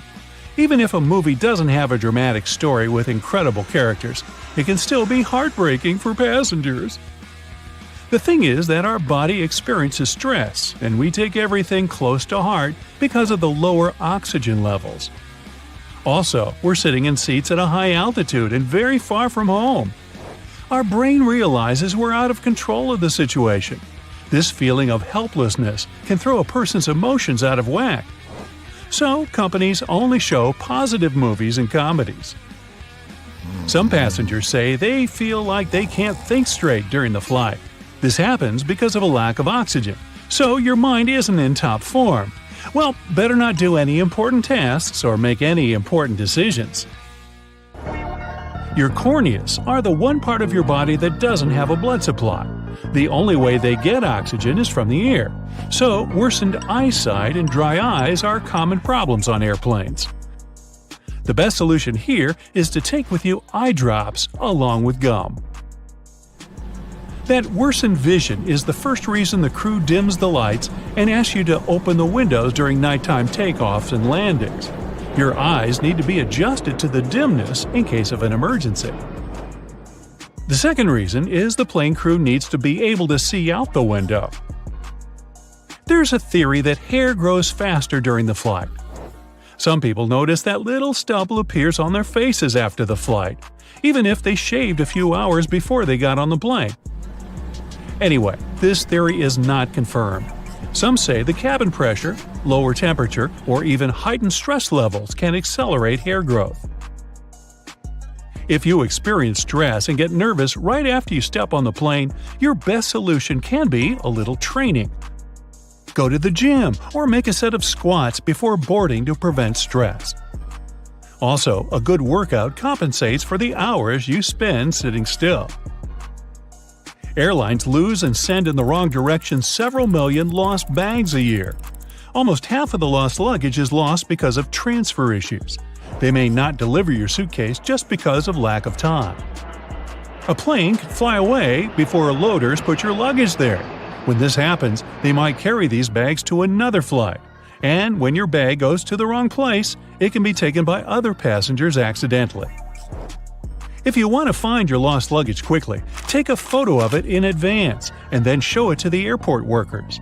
You can also buy a special GPS tracker and put it in your suitcase. It works for 6 days, and you can use your phone to locate your luggage wherever it is. Airport staff take unclaimed luggage to a special center. If the owner doesn't show up within 3 months, the things inside the bags will be put up for sale in specialized stores. There, you can find clothes, jewelry, and electronic devices. And of course, it all comes with a big discount. The rumbling noise you hear after boarding is not my stomach. It is luggage being loaded on the plane. The compartment is right under the cabin of the aircraft, so it sounds quite loud. Aircraft tires can withstand pressure 4 to 5 times more than a plane actually gives them during landing. The metal wheel is more likely to break than the tire. Pilots also have different meals. This is necessary to reduce the risk of food poisoning. The flight can go well even if one of the pilot feels bad because of a stale burrito. If 2 pilots ate the same burritos, they could lead to problems. Oxygen masks drop down when the air pressure changes. At a certain height, there can be less air in the cabin. To prevent passengers from feeling this, they should put on oxygen masks. When pilots descend to a safe altitude, you can breathe without the mask again. By the way, masks only have oxygen for 15 minutes. This is enough for the pilots to descend to a safe altitude on which passengers can breathe. The wings of most passenger planes are located at the bottom of the plane. It's built this way because of the engine. It should be installed under low wings because it's closer to the ground and easier to repair. Another reason is that the wing should take a big part of the blow during a bad landing. And if the plane falls into the water, then the wings become a life-saving pillow. Fuel tanks installed in the wings are empty after the flight, and it helps to stay on the water too. The wings of cargo planes are located at the top to make it easy to load the cargo since the hull is located very close to the ground. Also, it helps to avoid getting debris into the engines in case when airfields aren't clean. Plus, this wing location has less aerodynamic resistance during the flight. Little triangles on the aircraft walls are special labels for flight attendants. The triangles mark special windows. You can see flashing indicators through these windows. It signals the landing gear is retracted and the flaps are closed. But for ordinary passengers, this is the place with the best view of the wings. Turbulence is a common thing during a flight, but usually it's so insignificant most passengers don't even feel it. Strong turbulence is rare. By the way, turbulence is just hot and cold air affecting a plane. For better understanding, imagine a big balloon people fly on. Remember the flamethrower installed under the ball? It heats up the air and the hot air raises the ball up. So turbulence is the hot air created by nature, and it makes the same thing with a plane that it makes with a balloon. Also, turbulence can occur if the plane gets under the hot air stream left by another plane. Hotels are places where you know for sure lots of people stay every day. And not all of those places pay attention to cleanliness as much as they should. There can be bed bugs and other pests around that you won't notice until it's too late. So here's the deal. When you arrive at a hotel and open your room, don't rush to open your bags and put all your clothes onto the shelves, and especially the bed. Better place your bags into the bathtub for the time being, and go check the room for those pesky bugs. Check out all the rugs, soft furniture, cushions, and all other places that pests could live in. Only after you've done that, take your bags out of the bathtub and unpack. The bathtub is the safest place because no bugs are able to survive there. So, naturally, none of them will crawl into your stuff while you're not looking. You may want to throw that comforter on the floor at once, by the way. While sheets may be cleaned regularly, the comforters are not. Some hotels wash them every week or so, but others don't even bother. Same goes for your bedding. Most high-end hotels will change the sheets daily, but a lot of budget ones don't change the pillows or bedding after a guest checks out. Definitely a good idea to request fresh pillowcases when you arrive. It's also best not to drink out of that glass in the bathroom, as many glasses aren't cleaned properly. Some workers even use disinfectant or furniture polish to get the glasses looking spotless. Ever wondered why they never use fitted sheets in hotels? They might be convenient, but they're impractical for hotel use. The sheets are changed much more often than you do it at home, and the elastic becomes worn out all too soon. Besides, it's a nightmare to store fitted sheets. They have to be of two different sizes, one for either type of bed. It's just easier to take 2 universal flat sheets per double bed and get on with it. Speaking of sheets, you must have noticed that bed linen and towels in hotels are almost always white. The first reason is convenience, of course. When everything is white, it's easy to wash it all together and use bleach to get rid of any possible stains. The second explanation, however, is customer experience. According to public polls, people perceive a white color as luxurious and fresh, which makes their stay more pleasant. If you see an unusually attractive price for a room on a website, be careful. It might not include a mandatory resort fee. If you have an option to pay for a room in advance, you'll see the final cost at the checkout. It'll normally list the initial price you saw before booking and all the extra charges, resort fee included. If you decide to pay at the hotel, though, you might be up for a surprise when you check out. So always make sure to read the fine print. You may have seen a rather weird thing in many hotels, a phone in the bathroom, especially just next to the toilet. You'd probably be surprised to know that it's an actual requirement for hotels to receive a 4-diamond rating from AAA. But this also makes pretty good sense. For example, if you slip and fall on the wet floor of the bathroom, a phone can be handy to call for help. Returning to bathrooms, hotels typically don't provide plungers in rooms. You see, hotels want you to have a feeling that you're the first person ever to enter the room you're staying in. It's a question of your comfort, which is the primary concern of any respectable hotel. And a plunger in the bathroom, according to anonymous polls, makes people think that the toilet may malfunction at some point, which doesn't help the image. If your hotel has card keys with magnetic strips, make sure you put your card key apart from your cell phone and wallet. The problem is that key cards are rewritten quite a lot, and they're designed for that process to be quick and easy. So, a fairly strong magnet, like the one in your cell phone, could erase your key card, and you wouldn't be able to get inside your room. The hotel will surely provide you with a new card, but that's still inconvenient. Many hotels only accept credit cards as a form of payment, and without one, you won't be able to book a room directly or use the paid services provided by the place. Booking a room is just the first step of your stay at a hotel.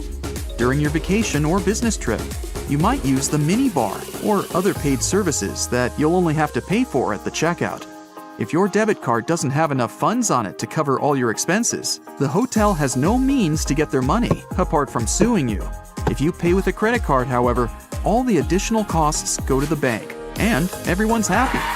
The time of check-in and check-out is fixed not to annoy you. It's done so you don't barge in onto guests who stayed in the room you've booked, and the hotel staff can clean the room and prepare it for the next guest's arrival. By the way, the checkout time is normally about 11 a.m. to 12 p.m. because hotels actually care about your well-being. They not only let you have your breakfast, but also give you some time to prepare for departure without hurry. Isn't it kinda annoying that many hotels don't have a socket near the bed? In fact, time is to blame in this case. Lots of hotels around the world were built before mobile phones and other portable devices became so popular and widespread. Back then, of course, they didn't need bedside sockets, and many of them haven't yet caught up with the times. You can avoid this issue if you stay at a hotel that's been built relatively recently. Once you're at the check-in desk, it's likely that the hotel staff already recognize you. Many hotels, especially higher-end ones, will do a little research of their guests' social media. While this seems a bit creepy, it's only so they can see who you are to make your stay more comfortable. At check-in, you'll also be given an initial key which will reset the door lock and cancel any existing keys. But make sure to be respectful to your receptionists. Sometimes, they may play practical jokes on rude customers by key bombing. This is where they give you 2 of the initial keys. Either key resets the door, so once you use the second one, the first will no longer work. Toothpaste is one item you probably won't find in the hotel room's bathroom. For budget hotels, it's often too expensive to order, as it's classified as a medical supply. For luxury hotels, it's the opposite. They often can't find a toothpaste manufacturer that's fancy enough to be present in their rooms. While the staff clean hotel rooms frequently, disinfecting smaller items is not on the top of their priority list. Remote controls and phones are some of the dirtiest things in a hotel room. So do yourself a favor and bring some disinfectant wipes to clean them before use. If you're thinking about putting your valuables in the safe for security, you may also want to think twice. Hotel locks use passcodes instead of locks, so there's a high chance someone in the hotel will know the master code. And who knows who else could get their hands on this information? Hotels usually overbook themselves, as the average daily no-show rate is around 10%. This means there's a chance that you won't actually get your reserved room. If you show up and there are no available rooms, chances are you'll get walked. This basically means the hotel will pay for a room at another similar hotel in the area. There's a surprising amount of items left in rooms that hotels don't want you to know about. In one hotel in Portugal, a worker even found a shark that was left behind. With no idea how it ended up there, the shark was eventually returned to its natural habitat, safe and sound. Most, if not all, hotels have fully carpeted floors, and there's a couple of very good reasons for that. First of all, it's your safety. You're far less likely to slip and fall on a carpet than on a wooden or tiled floor. Secondly, it's much more cost-effective because it's faster and cheaper to replace a spoiled carpet than change the whole flooring in a room. And finally, carpets add to the room's soundproofing, which you'll be thankful for if you have overly active neighbors. Ever wondered what a continental breakfast is and why it's called that? In fact, the name comes from the UK, which is a group of islands, and it means a breakfast that's served in continental Europe. It may include pastries, sliced bread with different toppings, meat, cheese, fruit juice, and hot beverages. That little yellow hook you can see from the airplane's window if you're sitting next to the wing is there to help you in case of an emergency landing. Inflatable slides can only be deployed from the emergency exit doors in the front and the tail of the plane. In the middle, the passengers would have to walk right out on the wing and get to the ground from there. But jumping from the plane wing isn't safe because it's just too high. And here's where those little yellow hooks come in handy. The flight attendants tie ropes from the doors and through the loops for the passengers to hold onto. This way, everyone can safely get to the ground without injuries. Now, you want to try to avoid cozying up under airplane blankets. Some airlines only wash them about once a month. Better use your own travel blanket, a scarf, or a jacket, and always remember to wear your shoes while walking around the plane. That carpet on the floor can't and won't be cleaned to perfection between flights. It's just too much time and effort for the cabin crew. The dirtiest place on a plane isn't the bathroom, it's your tray table. It has 8 times more bacteria than an onboard toilet flush button. Now, in case of emergency, oxygen masks only have enough airflow to last for about 15 minutes. Luckily, it's just the amount of time a plane needs to find a suitable landing place or to at least descend to the altitude where people won't need oxygen masks anymore. You may wonder why you're asked to lift your seat back and close your tray table before takeoff and landing, but it's for your own safety. A reclined seat is comfy for you, but it makes it harder for the passenger behind you to get out of their seat, which is crucial in case of an emergency. The lower tray table is the same way, only this time it's you who won't be able to stand up fast enough if anything happens. Besides, the tray table prevents you from assuming the secure position in the event of an emergency landing. This position requires you to bend over in your seat, put your head between your knees, and cover the back of your head with your hands. Imagine doing that while your tray table is open. If you look around the cabin, you'll notice little black or red triangles around the midsection of the plane. These stickers let the flight attendants know where the airplane wings are located so they can immediately look out the right window to see if something is amiss outside. You shouldn't lower the window shades while taking off, taxiing, or landing for 2 reasons. First, the flight attendants must always be able to monitor the situation outside, and open shades help them with that, obviously. Second, if something's gone wrong on board the plane while it's on the ground, for example, a fire, the ground crews won't be able to see it and evaluate the situation before going in unless the windows are open. That tiny hole you see at the bottom of any airplane window isn't there to scare you nuts. In fact, it helps keep the pressure from the inside and the outside of the window equalized. The hole itself is only made in the second layer of glass, and there are 3 of them overall, which also helps with security, by the way. Even if the outer glass breaks, there will still be 2 more to keep you safe. Now, you might see flight attendants touching the overhead compartments while they're walking along the aisle, but that's not exactly what they do. Right beneath the compartments, there's usually a handrail that goes all the way through the cabin, so you can also use this trick to stay firmer on your feet in the aisle. The pilots dim the lights in the cabin during nighttime, not for you to get cozy and sleepy. Our eyes have a hard time adjusting to darkness in the first few minutes of sudden lights out. And in the case of emergency, every second matters. So the lights get dimmed to let you get used to darkness in case something happens and you have to act fast. Pay attention to the aisle floor too. If there's an emergency landing at night, there will be 2 luminescent strips along the aisle showing you the way to the exit. Follow them to get safely out of the plane. Flight attendants also suggest counting the seats between you and the emergency exit once you're seated. This will help you navigate in case there's no other guidance available. If a lightning bolt hits the plane, the passengers won't feel it. The entire aircraft is covered with aluminum coating that conducts electrical current and doesn't let it inside. This protection is tested using a lightning simulator. Airplane windows are round because the air pressure is evenly distributed this way. If the plane's windows were square, strong air currents would accumulate in the corners of the windows, depressurizing the cabin, and that's bad. Don't think you become untouchable if you go to the airplane toilet. The bathroom door can be opened from the outside. There's usually a small latch at the top of the door that allows cabin crew to get you out of there. It's useful for both getting to people doing something suspicious in the bathroom and helping those who don't feel well and, for example, collapsed while in the toilet. Yeah, let's avoid doing that. The plane's wings flash red and green lights at night to show the direction the plane is heading in. A green light is always on the right wing, and a red one is on the left. Aircraft tires are designed to withstand 4 to 5 times more pressure than they actually experience upon landing. The wheel is more likely to break than the tire. Pilots always have different meals.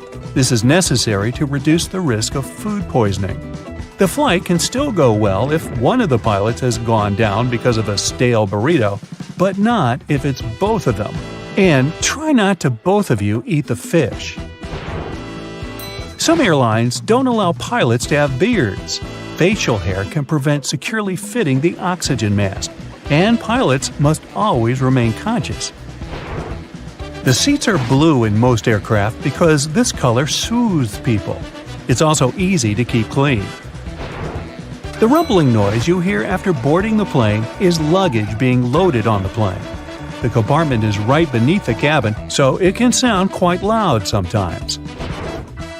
On most flights longer than 7 or 8 hours, pilots have access to a specially designed rest seat in or near the cockpit. Flight attendants typically have a section of the cabin reserved for them, and it's sometimes separated from the passenger areas. Some larger aircraft even feature private crew quarters above or below the main cabin. The wings of most passenger aircraft are located at the bottom of the plane. It's called a low wing. Firstly, if you install the engine under low wings, it'll be closer to the ground and easier to repair. Secondly, the wings will take on part of the shock in case of a hard landing. And if the plane falls into the water, then the wings become a life-saving pillow. By the way, a plane can stay afloat for 10 minutes to 60 hours. It all depends on the model of the plane, weather conditions, and pilot skills. Now, most airplanes are white because this color best reflects the sun rays and the aircraft body doesn't heat up as much. Also, the damage is best seen on white, and white paint is simply cheaper. Shoulder straps seem more secure than just a waist belt, but not in the case of planes. When the plane gets into turbulence, it's tossed a bit in the air. The waist belt will simply hold you in place in case of a more severe shake. Shoulder straps would require more space between the seats, and this is not justified on a plane. In a car, the impact is usually much stronger, so you need that shoulder strap not to whoosh through the windshield. Flight attendant seats do have passenger straps, but that's because they are much less comfortable than passenger ones. They're narrower and positioned facing the passengers. Flight attendants need extra protection simply not to fall off their seats if the plane shakes hard enough. Also, they have to help and direct people during potential evacuation, and for that, they need to be in top shape. Now maybe you've noticed that you always enter the plane from its left side. Firstly, the captain usually sits on that side. This way, it's easier for the captain to align the plane with the terminal jet bridge. Also, the aircraft is fueled and loaded with the baggage on the right side. If passengers come from the left, the crew can do their job undisturbed. You can easily remove Post-it notes because their adhesive is not even. Sticky notes feature a plastic adhesive. It's spread out in blobs across that sticky part of the paper. When you slap a Post-it onto a bulletin board, not all the blobs, that are technically called microcapsules, will actually touch the surface to keep the paper stuck there. You can easily unstick it. And then, when you want to reattach it to something else, those blobs of glue that are left unused will take over the role of the adhesive. Eventually, you'll use all the capsules of glue, or they'll simply get clogged with dirt. So the note won't stick anymore. It's very satisfying to chew gum because it's made of rubber. Gum from before had an elastic texture because of something called chicle, a natural type of latex rubber. Now you can chew your bubble gum easily because it's made of synthetic rubber. Some of these are used in car tires too, while others are used in Elmer's glue because they mimic the effect of chicle. Office buildings are a bit taller during the night. When the employees are finished with work, they all go home. Tall office buildings get slightly taller.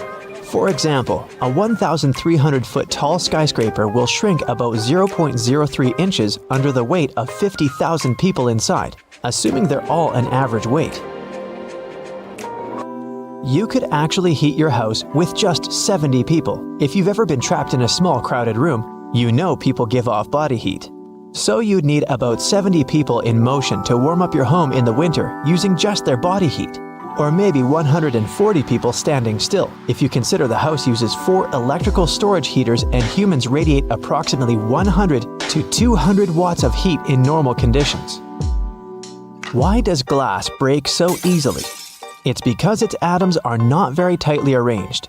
Unlike other solid material like metal, glass is made up of amorphous, which basically means structureless, loosely packed and randomly arranged atoms. These atoms can't rearrange themselves that quickly to retain a firm structure, so glass collapses and fragments shatter everywhere. Do you know why airplane passenger windows are mostly below eye level? Aircraft are way cheaper, stronger, and easier to build without windows, but they're there because many people like the view, particularly about 100 years ago when flights were often conducted at low altitudes. Also, if some passengers are feeling sick, looking out the window can help them reconnect their sense of balance, as their eyes are continually reporting what's going on around them. Windows in this position also help distribute the load around them more evenly. The floor of the cabin where people sit isn't all the way at the bottom of the aircraft, which is why windows end up being quite low compared to both the overall volume of the cabin itself and the eye level of the passengers sitting down. Water feels colder than air at the same temperature because it's denser. Because of that, your body loses heat 25 times faster while surrounded by water than it would if it was surrounded by air that was the same temperature. Since it's so dense, water has a high heat capacity, which means it takes a lot of heat to raise its temperature just a little bit. Water is good at both retaining heat and cold. That's why the ocean is way cooler than land, and at the same time, the hot soup stays hot for a long time. Water is also a pretty good conductor, which means it effectively transfers either heat or cold to the human body. Have you ever wondered why water cleans so well? It's because of its asymmetrical molecules. They are made of 2 hydrogen atoms stuck to a single oxygen atom, which means they're triangular. That's why they have a slightly different charge on their different sides, similar to a magnet. The oxygen end of the molecule is slightly negative, while the hydrogen is slightly positive. Because of this feature, water is great at sticking to other molecules. So when you want to wash away dirt, water molecules will stick to the dirt. They'll pull it away from the surface the dirt was on, no matter what it is. This is why water has surface tension. It's capable of sticking to itself too. House cats share some similarities with big wild cats, but one of the things that sets them apart is their vocalization. The majority of large cats, like tigers and lions, will roar loudly so everyone knows they're coming to defend their territory. But with house cats, most of the time, you'll just hear purrs and meows. That's because of the physiology of their throat and voice box, which helps create these feline vocalizations. So a cat can either roar or purr, but no cat can do both. Bobcats, cougars, house cats, cheetahs, they purr. Purring is specific because a cat creates it when it breathes in and when it breathes out. Roaring has evolved in a particular lineage of big cats, which includes tigers, lions, jaguars, and leopards, except the snow leopard, who lost this ability. They are capable of roaring because of the bendy bones in their throat. Mammals have their voice box in the throat, where air passing by its structures produces sounds. The vocal cords in the hyoid bones are the 2 main parts of the larynx that create different vocalizations in cats. You probably also prefer the pulse setting on your blender. And why wouldn't you? It just works better, and that's because of turbulence. When a blender stops chopping up food and starts spinning it around in circles only, everything you put inside is spinning at the same rate. It's not really about blending ingredients together, but about something called laminar flow. That means all the layers of liquid are continuously moving in the same direction. When you use the pulse function, your blender adds turbulence, so the fruit chunks are not just rolling around the sides of the blender, but they are falling into the center, which is when it's easier to blend them. So you'd like to open your window during a warm spring or summer day. It's so nice to hear the birds singing, and even when you come back an hour later, you'll probably still hear them singing the same song. They're hard workers, and the males are most likely guarding their territory and trying to attract a female. And other animals have their own tactics. Some like to rub their scent everywhere, but birds use a song to send the message, "Hey, I'm letting everyone know, especially other males in the area, this is my space." So they'll continue singing the same song over and over again. During the winter, they will most likely sing fewer notes to each other, or just one note. They want to let others know that where they are is their space. Plus, they're trying to figure out if there's any food somewhere nearby. Why do cats like small spaces? First of all, they are solitary animals, which is why they always search for a safe hiding place to take a good nap. And if you see a cat curled in a tiny box, it was probably just trying to find a nice, warm spot to sleep and avoid the cold floor. Cats prefer room temperatures to be about 57 degrees Fahrenheit. A bit cooler than this is comfortable for us. And if there isn't a convenient sunbeam to lie in, they will look for other solutions, like a cozy shoebox. Cats are pretty lazy. They can sleep up to 18 hours a day, most average between 10 and 13 hours on a daily basis. The majority of cats are most active during dawn and dusk. They're not the nocturnal animals that some of us think they are, but a specific category called crepuscular animals, together with other creatures like hamsters, ferrets, and stray dogs. Over millions of years, cats have evolved to become low-light predators. Their eyesight is adapted for activities during twilight. And since that's when they're most active, they save their energy for dusk and dawn. Before they became domesticated, cats would have had to expend large amounts of energy at these times, finding, going after, and catching their prey. House cats no longer need to hunt before each meal, but their natural instincts still encourage them to conserve energy for twilight periods. Why are four-leaf clovers so rare? Similar to animals, plant genes are located in small packages of DNA in the nucleus of each cell. They're called chromosomes. Our chromosomes come in matched pairs, but clovers have 4 copies of every chromosome per cell. There's a gene responsible for four-leaf clovers, and it's recessive. That means this plant will create 4 leaves only if it has a 4-leaf gene on all 4 chromosomes, and that's pretty rare. Also, some environmental conditions like soil activity and temperature can also affect whether the 4 leaves appear. Interestingly, these anomalies tend to happen in clusters, so if you find one, look around you. There might be more of them. When it's too cold outside, airplanes often get delayed, or in extreme cases, even cancelled altogether. First of all, if it snows heavily, such conditions drastically decrease visibility, making it unsafe to taxi and take off. During a blizzard, flight control may command the aircraft to stay on the ground and wait until the snowstorm subsides. Ice on the runway is another reason.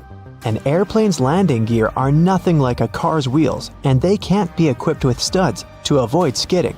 But even if they were, a plane needs to develop speeds on the ground that are much higher than on an average road to take off successfully.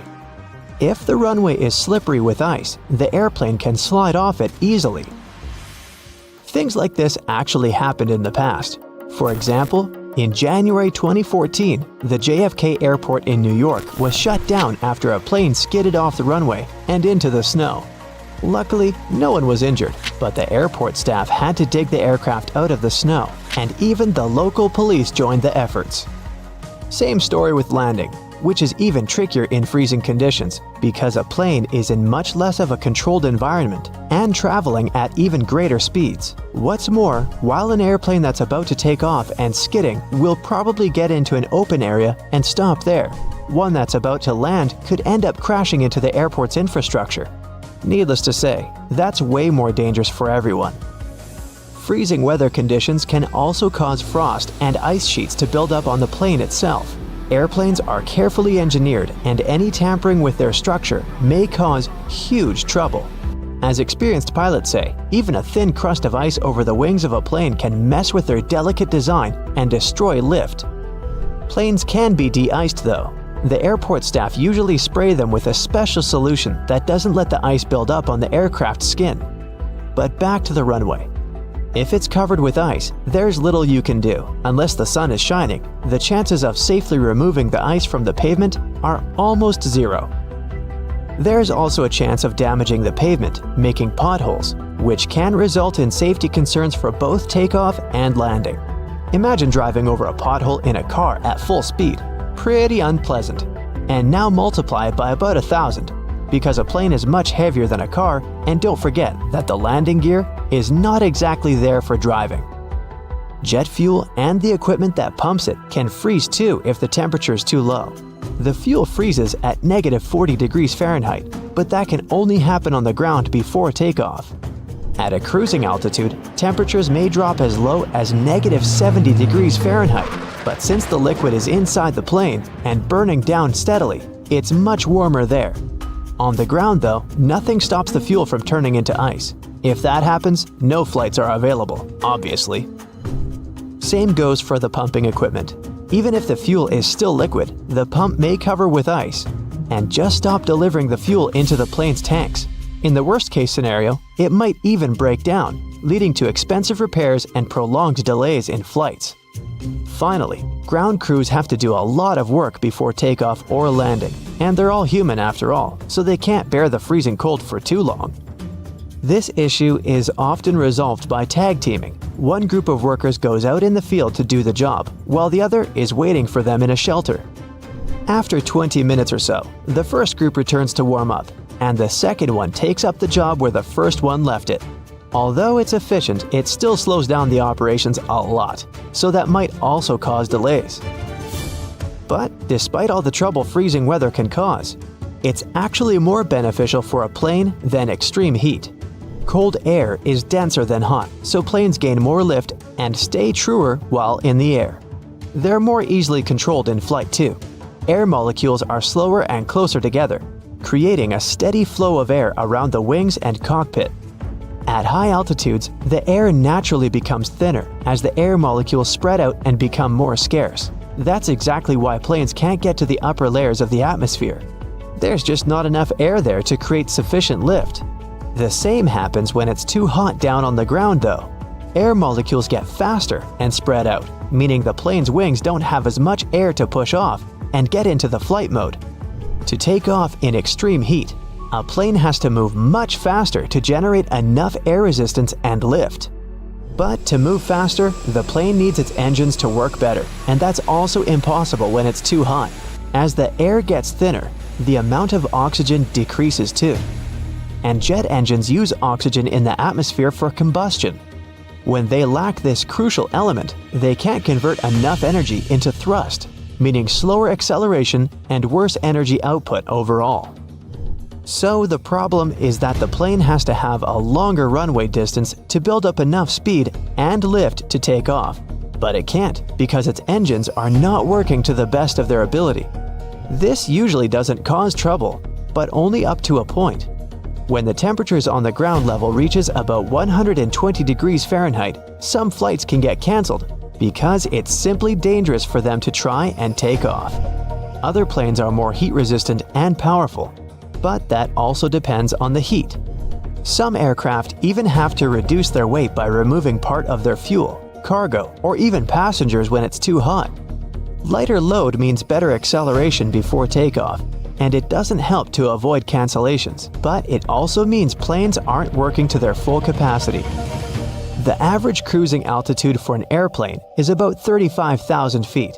They don't technically need to be so high up, but that altitude gives the best speed and efficiency. Air gets thinner at higher altitudes, which means less wind resistance, but less lift. For most commercial aircraft, the area between 30,000 and 40,000 feet is the sweet spot where the two factors balance out. You probably still aren't using a laptop from 1999, and your computer isn't flying at close to the speed of sound. Fortunately, planes have a much longer lifespan than computers. There are airliners from the early 1970s that are still just fine. They might not be able to keep up in terms of speed and fuel efficiency, but older planes are no less safe than their modern counterparts. Contrails, those white trails airplanes leave behind them at high altitudes, are easily mistaken for engine exhaust, but most are nothing more than water vapor. During a flight, moisture in the air collects in the engines before being vented with the exhaust. The hot, wet air leaving the engines mixes with the cool, dry air found at high altitudes, resulting in long, thin lines of vapor. Humidity determines when contrails form and how long they remain visible. Ever notice the numbers on the end of a runway? They're actually used to show the pilot which direction the plane is facing. For example, the number 36 is short for a heading of 360 degrees or due north. Along with numbers, the letters R and L indicate if the nearest runway is to the right or left. The lights on the tips of a plane's wings are called position lights or navigation lights, and they're used during times of reduced visibility. They help planes to see each other in the dark and can also tell pilots what direction an aircraft is traveling. The red light marks the tip of the left wing, while the green light is on the right. The third light is white and found on or near the tail. It might seem odd that the flight crew cares whether your window shades are up or down. The main reason is so that the passenger's eyes can adjust to the outside light. Mostly, it's just a matter of getting people on and off quickly. But in an emergency, the last thing they want is people stopping to blink before they evacuate the plane. Turbulence is caused by sudden shifts in the airflow and is nothing to be afraid of. But if that simple knowledge doesn't help you, try this visualization from a pilot. Put a small piece of napkin inside a pot of jelly. The napkin is the plane, and it's surrounded by by air pressure. If you tap the jelly, the napkin will not fall anywhere. It just starts slightly moving within the jelly. Once the plane gets to its cruising altitude, it seems like the engine noise disappears altogether. No worries there, the engine is still working fine. It becomes way quieter than on takeoff because there's less thrust generated at this point. The air gets thinner, and the plane needs less power to maintain its altitude. If the pilots leave the engines at their climb setting, you'd be traveling beyond the speed of sound, and that isn't a part of the plan. That small hole you see on the back of airplane tails is part of the auxiliary power unit. It's there to produce power for an airplane's electrical systems, including lights, navigation controls, heating, and AC. The power unit is activated when a plane is on the runway. It doesn't provide complete power to airplanes. Once the airplane engines are turned on, the unit is disabled. It's only reactivated when the airplane lands at its destination. The turbines are located under the wings, since this makes it cheaper, faster, and easier to service the engines. They used to be placed in the tail, but it required expensive equipment and much more time to repair. When they started installing the engines below the wings, ticket prices went down. When seated in the exit row on most planes, you need to pull the window blind up, not down, to close it, unlike in all other seats. It's designed so for safety reasons.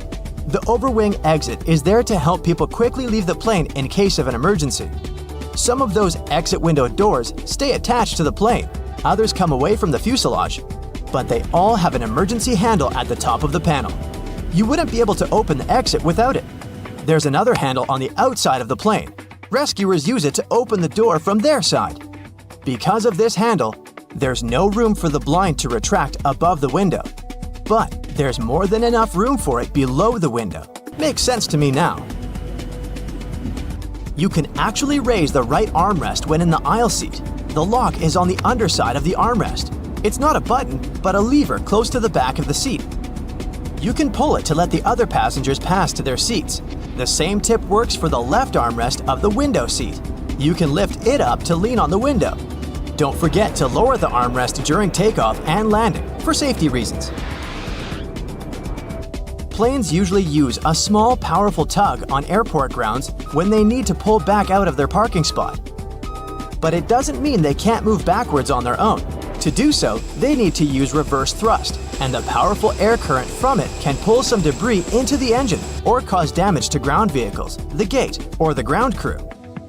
It would also use a lot of fuel and be incredibly loud. Plus, the pilots don't have rear-view mirrors like drivers, so they can't see behind them. Now you understand why this risky process is banned at airports. They make plane wings smooth to let air flow easily around their surface and reduce resistance during the flight. Those convex, yellow hooks, though, don't they worsen the aerodynamics? True, but they are necessary for your safety. Imagine a plane making an emergency landing in the open sea. The aircraft is sliding on the water. Then, rescue boats arrive to evacuate the passengers. Before the door opens, the escape slide inflates. Passengers need to walk on the wing and move down the slide, but the wing surface is slippery because of water. To prevent anyone from falling, the stewards install a rescue rope. They attach one end to the door and the other to the edge of the wing, passing it through these hooks. During the evacuation, people hold on to this cable like a railing.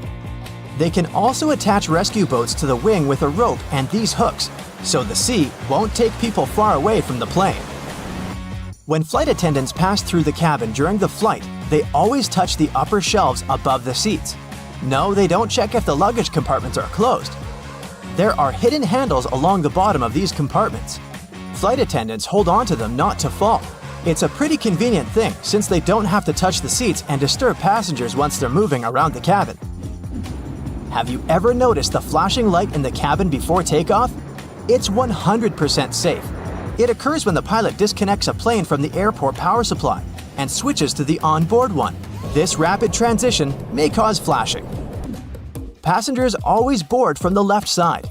That's because the captain sits on that side of the cabin. It's easier for him to align the plane with the terminal jet bridge this way. Also, the aircraft is fueled and loaded with baggage on the right side. With passengers boarding from the left side, the crew can do their job undisturbed. You might have noticed black triangles on the wall above the seats.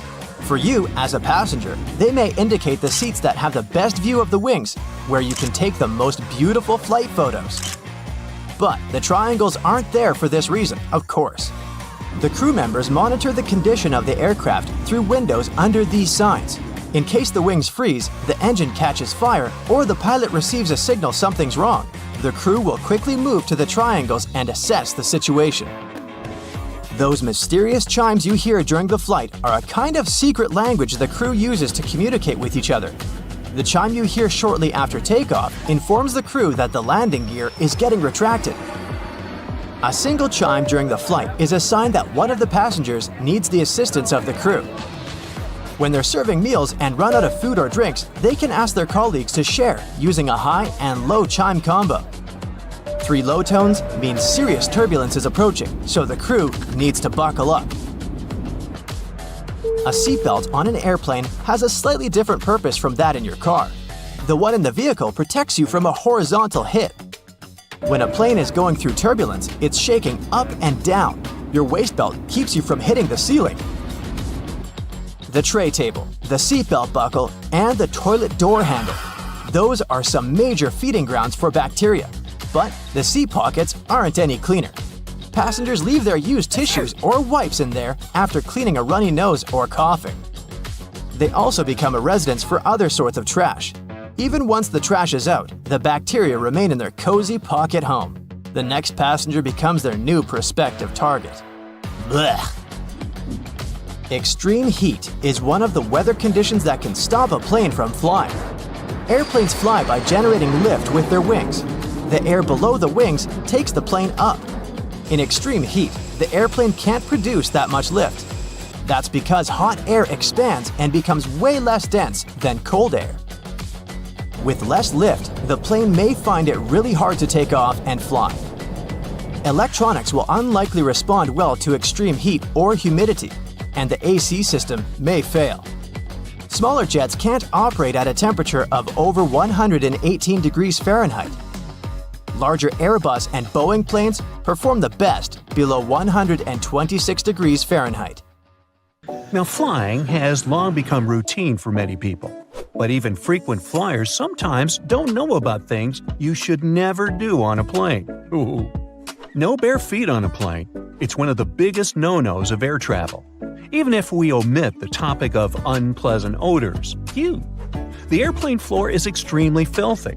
People with contagious foot problems might have been walking the aisles barefoot before you. There's likely to be a lot of dirt left after previous passengers. And don't even get me started on the floor in the lavatories. Ew. If your feet need some freedom, Take off your shoes, but at least wear your socks, or bring along a pair of light slippers. Keep in mind that the pressurized air in the passenger cabin is just as dry as it is in the Sahara Desert, with only about 20% humidity. That's why your skin may feel discomfort after a flight. But wouldn't it make more sense to install several humidifiers that could add some moisture? But this extra load would cost airlines lots of money. Plus, the plane's airframe is mostly made of aluminum and other metals, and humid air could lead to corrosion. So, don't forget to bring a moisturizer and use it during the flight. Always secure your tray table as soon as the plane starts moving on the tarmac, and never lower it during the takeoff and landing. It's a security measure, which ensures that you and the other passengers will have a clear pathway in case of an emergency evacuation. Also, keep your seat in an upright position during takeoff and landing. First of all, a reclined seat can seriously slow down an emergency evacuation, since it will block a person sitting behind. What's more, the more backward you're leaning, the harder it is to get into the brace position during an emergency landing. Now try to avoid snoozing during or right after takeoff and landing. For one thing, it's not the best thing for your health. The main problem is that the air pressure inside the cabin changes very quickly during these phases of the flight. This, in turn, affects the air pressure in your ears. It's important to be alert during this time to relax and open up your ears, for example by yawning or swallowing frequency. Chewing gum works for me. If you're sleeping, you can't do this, which can lead to permanent damage. And of course, there's a safety issue.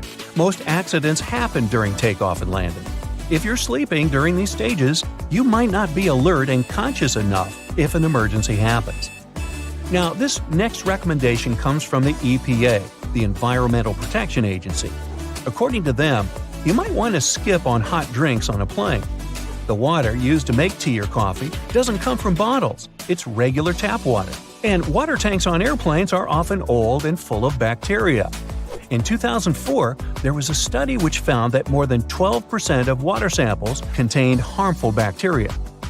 But if you still decide to have a cup of hot beverage on a plane, never pour coffee or tea on your own.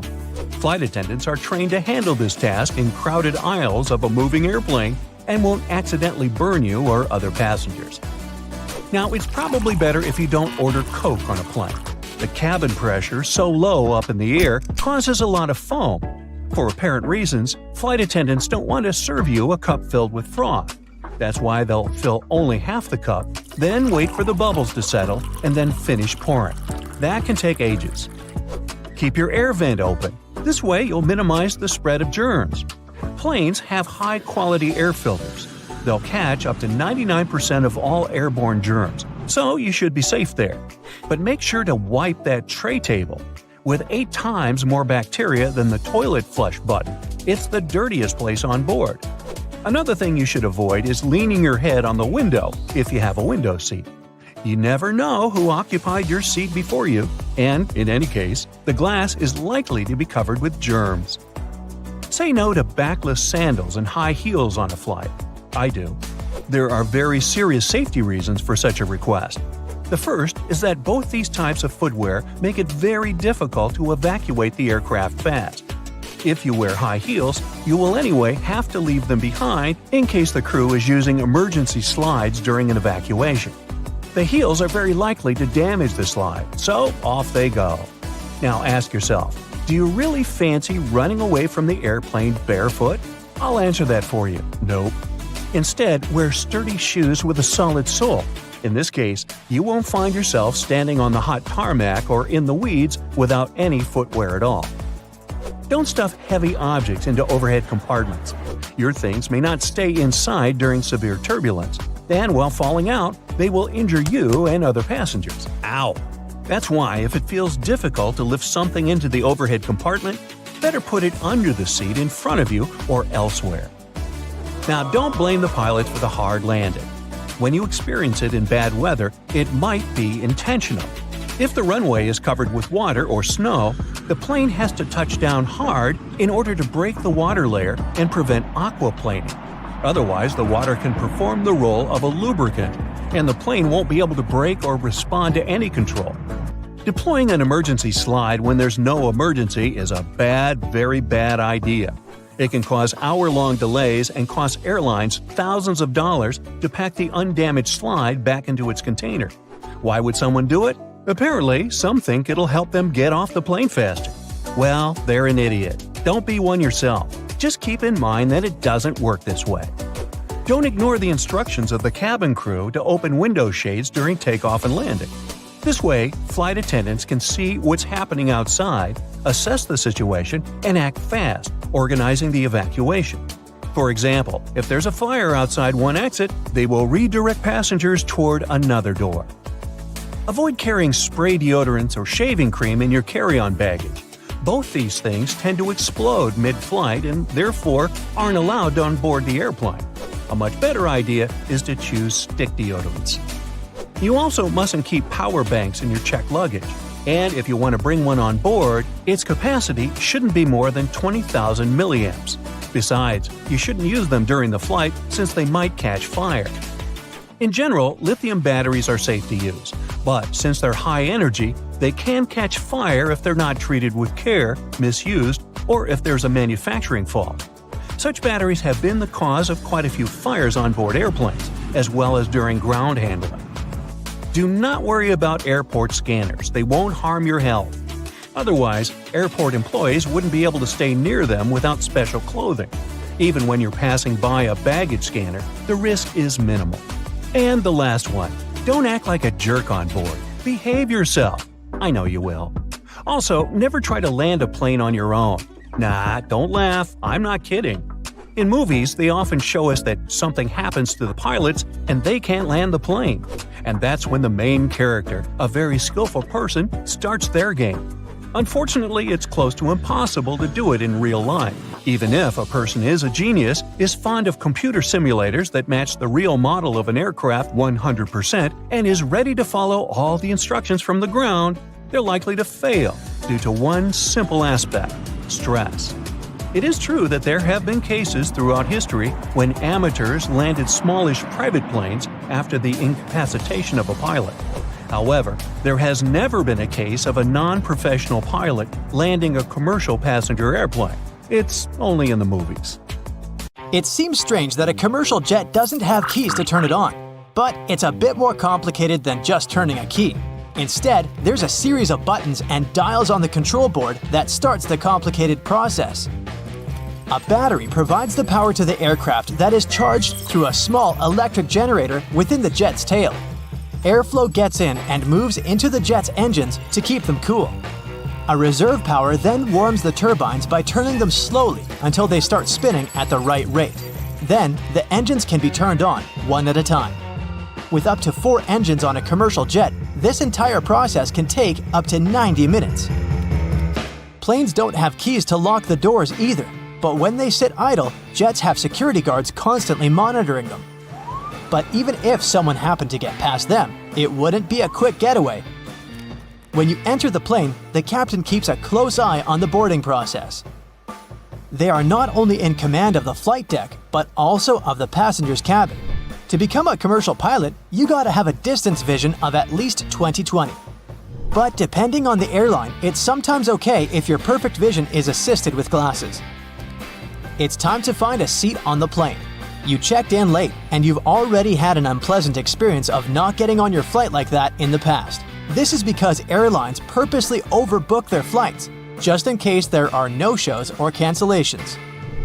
So, you didn't get to choose your seat this time. You walk past the front seats in jealousy. There are seats that are always taken much faster because everyone wants to leave the plane as soon as possible after it lands. But if you're choosing safety over early departure, the back is the place to be. It's estimated to be 40% safer in the rear end of the plane.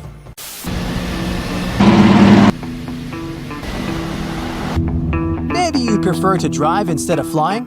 The chances of something dangerous happening to a plane during a flight are 1 in 11 million.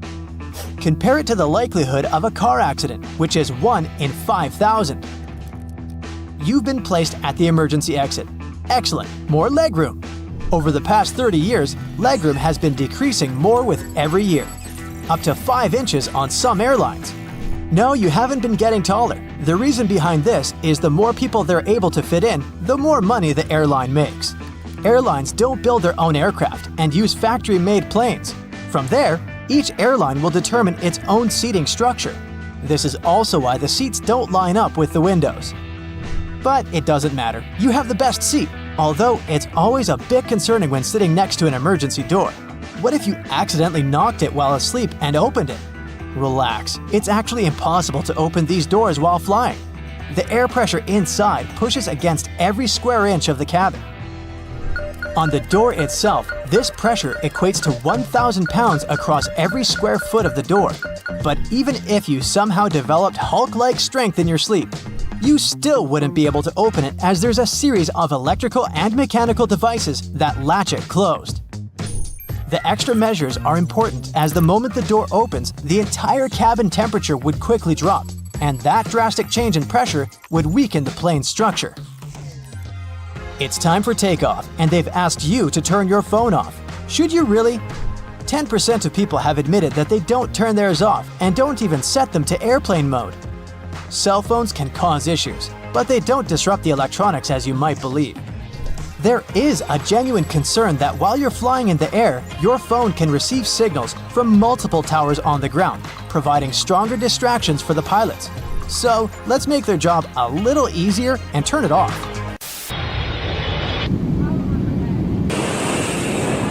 The plane has reached 40,000 feet, your ears have popped, and the seatbelt sign is turned off.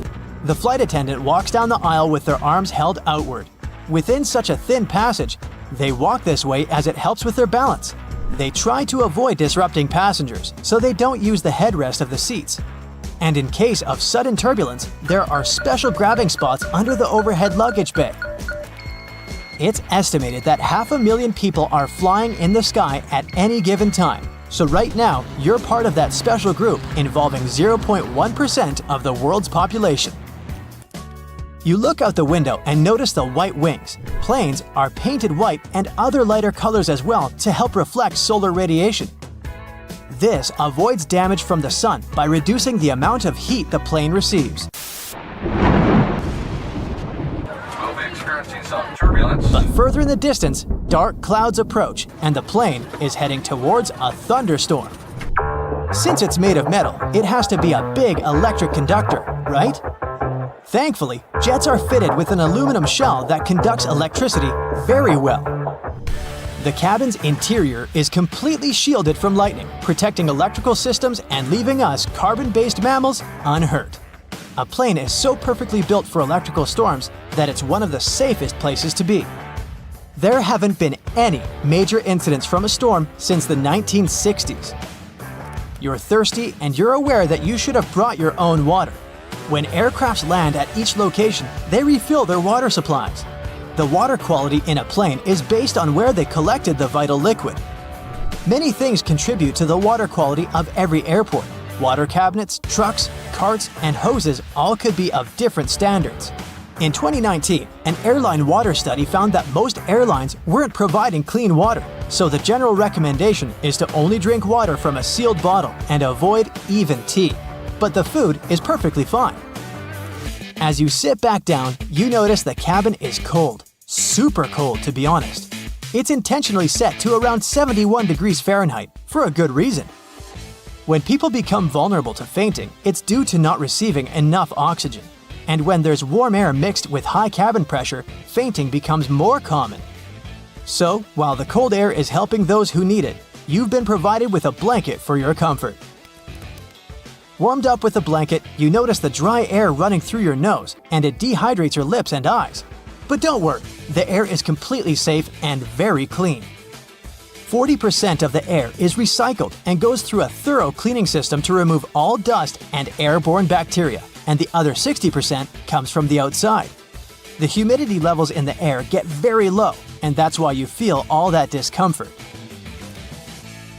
It's now dark outside as the plane begins its descent to land, and the lights are dimmed. The dimmed lights aren't for the pilots or crew or those at the airport. They're for you. If something goes wrong while landing when it's dark, they'll have to start an emergency procedure. The dimmed lights are there to help your eyes adjust and help you follow towards the exit in the dark easier. But luckily, today, it won't be necessary, as your journey has come to an end. That's it for today. So hey, if you pacified your curiosity, then give the video a like and share it with your friends. Or if you want more, just click on these videos